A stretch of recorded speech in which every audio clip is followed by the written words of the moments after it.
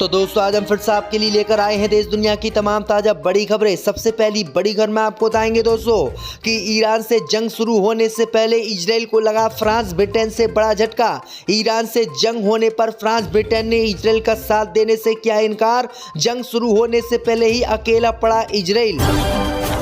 Kolkata rape murder case में फर्जी खबर फैलाने के मामले में नपेगा बीजेपी का नेता। 2 डॉक्टरों को भी लिया गया रिमांड पर। बीजेपी के कई नेताओं को होगी अब जेल। इजराइल के प्रधानमंत्री नेतन्याहू की होगी इजराइल में हत्या। नेतन्याहू के घर के पास नजर आया हिजबुल्लाह का ड्रोन। इजराइल की आर्मी की बड़ी धड़कनें। प्रधानमंत्री मोदी की बड़ी मुश्किलें। ह्यूमन राइट ने मोदी के 176 में से 100 भाषणों को बताया नफरत भड़काने वाला। मोदी के खिलाफ हो सकती है बड़ी कार्रवाई। गाजा पट्टी में युद्ध विराम की उम्मीदों के बीच गाजा में इजराइल का हवाई हमला। एक ही परिवार के 18 लोगों की मौत। कोलकाता रेप मर्डर पर सुप्रीम कोर्ट ने लिया स्वतः संज्ञान। मंगलवार को केस की सुनवाई करने का किया ऐलान। आरोपियों के खिलाफ होगी कड़ी कार्रवाई। तो दोस्तों सभी खबरों को आपको एक एक कर बताने वाले हैं। वीडियो को लाइक कर चैनल को सब्सक्राइब कर दें। इसी बीच पर तो दोस्तों अगली खबर की ओर तो ईरान से जंग होने पर इजराइल का फ्रांस और ब्रिटेन ने साथ देने से किया इनकार। इजराइल को बीच जंग में लगा बड़ा झटका। दोस्तों आपको बता दें कि गाजा पट्टी में 10 महीने से जंग लड़ रहे इजराइल को फ्रांस और ब्रिटेन ने आज तगड़ा झटका दिया है। दरअसल आपको बता दें कि गाजा पट्टी में जंग के बीच ईरान और इजराइल में भी तनाव चल रहा है और ईरान कभी भी इजराइल पर हमला कर सकता है और इन दोनों देशों में युद्ध शुरू हो सकता है। इसी जंग के बीच फ्रांस और ब्रिटेन से इजराइल को बड़ा झटका लगा है। फ्रांस और ब्रिटेन ने ऐलान किया है कि अगर ईरान से इजराइल की जंग होती है तो फ्रांस ब्रिटेन इजराइल का साथ नहीं देगा और किसी भी तरीके की इजराइल की मदद फ्रांस ब्रिटेन नहीं करेगा। दोनों देशों के इनकार के बाद ईरान से तनाव के बीच इजराइल को बड़ा झटका लगा है। उन्होंने कहा है कि अगर अमेरिका भी उनसे रिक्वेस्ट करेगा तब भी वो इजराइल की मदद ईरान की जंग में नहीं करेंगे। दरअसल आपको बता दें कि ईरान से फ्रांस और ब्रिटेन को भी काफी डर लग रहा है। अगर इन दोनों देशों ने इजराइल का जंग में साथ दिया तो ईरान इन पर भी हमला कर सकता है और इन्हीं हमलों से बचने के लिए फ्रांस ब्रिटेन ने पहले ही इनकार कर दिया है कि अगर ईरान से जंग होती है इजराइल की तो वो इजराइल का साथ नहीं देंगे। इसी बीच पर तो दोस्तों अगली खबर की ओर तो कोलकाता रेप मर्डर केस में अब नपेगा बीजेपी का ये बड़ा नेता। 2 डॉक्टरों को भी लिया गया रिमांड पर। दोस्तों आपको बता दें कि पश्चिम बंगाल में हुए रेप मर्डर मामले पर अब राजनीति मोड़ ले चुका है। दरअसल आपको बता दें कि कोलकाता पुलिस ने बीजेपी के पूर्व सांसद लाकेट चटर्जी से पूछताछ की है। सूत्रों ने बताया है कि उन्होंने पीड़िता की पहचान उजागर की और पोस्टमार्टम जांच के बारे में गलत जानकारी वायरल की है, जिसके कारण अब बीजेपी नेता लाकेट चटर्जी भी सीबीआई की रिमांड पर हैं। बीजेपी नेता लाकेट चटर्जी को सीबीआई ने आज दोपहर 3 बजे तक पेश होने के लिए कहा है। अब देखना यह होगा कि वो सीबीआई के नोटिस पर पेश होंगे या फिर नहीं।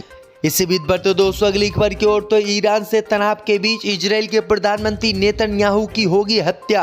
हिजबुल्लाह का ड्रोन इजराइल के पीएम के घर के पास देखा गया। दोस्तों आपको बता दें कि ईरान हिजबुल्लाह और हमास से चल रही जंग के बीच इजराइल के प्रधानमंत्री नेतन्याहू की कभी भी हत्या हो सकती है। दरअसल आपको बता दें कि इजराइल के प्रधानमंत्री बेंजामिन नेतन्याहू के घर के पास हिजबुल्लाह का एक ड्रोन नजर आया है, जिसके बाद सभी एजेंसियां हरकत में आ गईं। बताया जा रहा है कि इजराइल डिफेंस सिस्टम ने इसके लिए अलर्ट जारी किया था, जिसका दावा इजरायली मीडिया की ओर से किया जा रहा है। आपको बता दें कि एक जियोनी न्यूज़पेपर ने बताया है कि नेतन्याहू के आवास को लेबनानी हिजबुल्लाह के ड्रोन द्वारा फिल्माया गया था। वहीं आपको बता दें कि जानकारी मिल रही कि इजराइल के प्रधानमंत्री नेतन्याहू की हिजबुल्लाह अपने ड्रोन से कभी भी हत्या कर सकता है और इजराइल के प्रधानमंत्री के घर के ऊपर ड्रोन हमला हो सकता है। तो ये बड़ी अपडेट आई दोस्तों कि इजराइल के प्रधानमंत्री नेतन्याहू की जान को खतरा है और कभी भी उनकी हत्या हिजबुल्लाह ईरान कर सकता है। इसी बीच पर तो दोस्तों अगली खबर की ओर तो प्रधानमंत्री मोदी की बड़ी मुश्किलें। ह्यूमन राइट ने मोदी के 176 में से 110 भाषणों को बताया नफरती। दोस्तों आपको बता दें कि प्रधानमंत्री मोदी के नफरती भाषणों को लेकर एक नई रिपोर्ट सामने आई है, जिसने भारतीय जनता पार्टी की हलचल बढ़ा दी है। दरअसल आपको बता दें कि ह्यूमन राइट द्वारा जारी की गई इस रिपोर्ट में प्रधानमंत्री मोदी के चुनावी भाषणों का गहराई से विश्लेषण किया गया है। रिपोर्ट के मुताबिक 2019 के लोकसभा चुनावों के दौरान प्रधानमंत्री मोदी ने कुल 176 भाषण दिए थे, जिनमें से 110 भाषणों में नफरत फैलाने वाले संदेश थे। ये आंकड़े चिंताजनक है, खासकर तब जब चुनाव आयोग ने इस मुद्दे पर कोई कार्रवाई नहीं की है। ह्यूमन राइट की इस रिपोर्ट में मोदी के भाषणों का विश्लेषण किया गया है, जिनमें नफरत फैलाने और विभाजनकारी भाषणों की बढ़ती प्रवृत्ति को उजागर किया गया है। तो ये बड़ी अपडेट आई दोस्तों कि प्रधानमंत्री मोदी भी नफरती भाषण देश में दे रहे हैं। इससे भी बढ़ तो दोस्तों अगली खबर की ओर, तो युद्ध विराम की उम्मीदों के बीच गाजा में इजराइल का हवाई हमला, एक ही परिवार के 18 लोगों की मौत। जी दोस्तों, आपको बता दें कि इजराइल और हमास के बीच युद्ध विराम समझौता कराने के प्रयासों के बीच इजराइल ने शनिवार को गाजा पट्टी पर हवाई हमले किए हैं। इस हवाई हमले में एक ही परिवार के कम से कम 18 लोगों की मौत हो गई है। पिछले 10 महीनों से जारी इजराइल हमास युद्ध में गाजा में मरने वालों की संख्या 1 लाख से अधिक होने की स्वास्थ्य मंत्रालय ने घोषणा की और अमेरिका, मिस्र तथा कतर के अधिकारियों द्वारा 2 दिन की संघर्ष विराम वार्ता समाप्त करने के कुछ ही घंटों बाद ये हमला इजराइल की तरफ से हुआ है। वार्ता में समझौते पर मोहर लगाने की उम्मीद जताई गई थी, लेकिन ऐन वक्त पर हमास ने इजराइल के युद्ध प्रस्ताव को मानने से इनकार कर दिया था। इसी बीच बढ़ तो दोस्तों अगली खबर की ओर, तो कोलकाता रेप मर्डर केस पर सुप्रीम कोर्ट ने लिया स्वतः संज्ञान, मंगलवार को केस की होगी सुनवाई। जब दोस्तों आपको बता दें कि सुप्रीम कोर्ट ने कोलकाता कांड को लेकर स्वतः संज्ञान लिया है। कोलकाता के आरजीकर मेडिकल कॉलेज अस्पताल में हुई ट्रेनिंग डॉक्टर के रेप हत्या के मामले की सुनवाई सुप्रीम कोर्ट में होगी। कोर्ट ने इस पर स्वतः संज्ञान लिया है। मंगलवार 20 अगस्त को सुप्रीम कोर्ट के मुख्य न्यायाधीश डीवाई चंद्रचूड़, न्यायमूर्ति जेबी परदीवाला और न्यायमूर्ति मनोज मिश्रा की पीठ इस मामले की सुनवाई करेगी।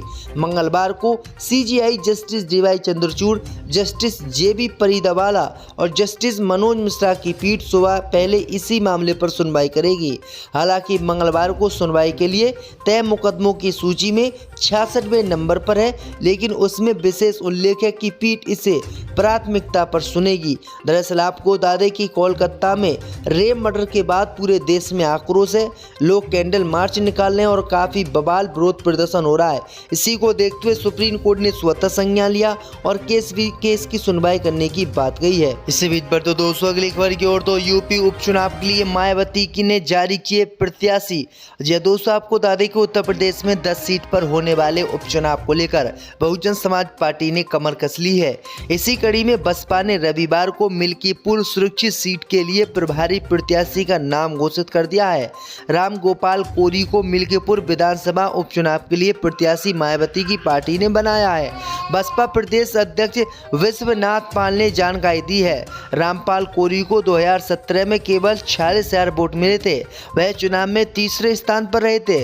उत्तर प्रदेश में होने वाले उपचुनाव के लिए बीजेपी, सपा, बहुजन समाज पार्टी समेत सभी राजनीतिक दलों ने तैयारियां शुरू कर दी हैं।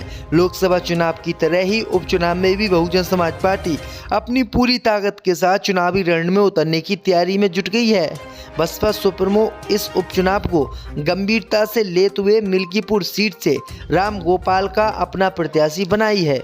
इसी बीच पर तो दोस्तों अगली खबर की ओर, तो कोलकाता रेप मर्डर केस में अब नपेगा बीजेपी का ये बड़ा नेता।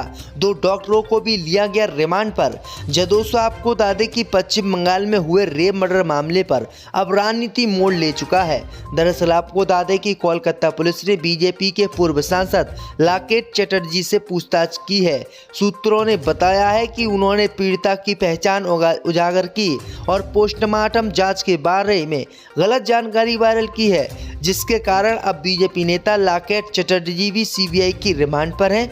बीजेपी नेता लाकेट चटर्जी को सीबीआई ने आज दोपहर 3 बजे तक पेश होने के लिए कहा है। अब देखना ये होगा कि वो सीबीआई के नोटिस पर पेश होंगे या फिर नहीं। इससे बीच पर तो दोस्तों अगली खबर की ओर, तो यूपी उपचुनाव के लिए मायावती की ने जारी किए प्रत्याशी। जी दोस्तों आपको बता दें कि उत्तर प्रदेश में 10 सीट पर होने वाले उपचुनाव को लेकर बहुजन समाज पार्टी ने कमर कस ली है। इसी कड़ी में बसपा ने रविवार को मिल्कीपुर सुरक्षित सीट के लिए प्रभारी प्रत्याशी का नाम घोषित कर दिया है। राम गोपाल कोरी को मिल्कीपुर विधानसभा उपचुनाव चुनाव के लिए प्रत्याशी मायावती की पार्टी ने बनाया है। बसपा प्रदेश अध्यक्ष विश्वनाथ पाल ने जानकारी दी है। रामपाल कोरी को 2017 में केवल 46,000 वोट मिले थे। वह चुनाव में तीसरे स्थान पर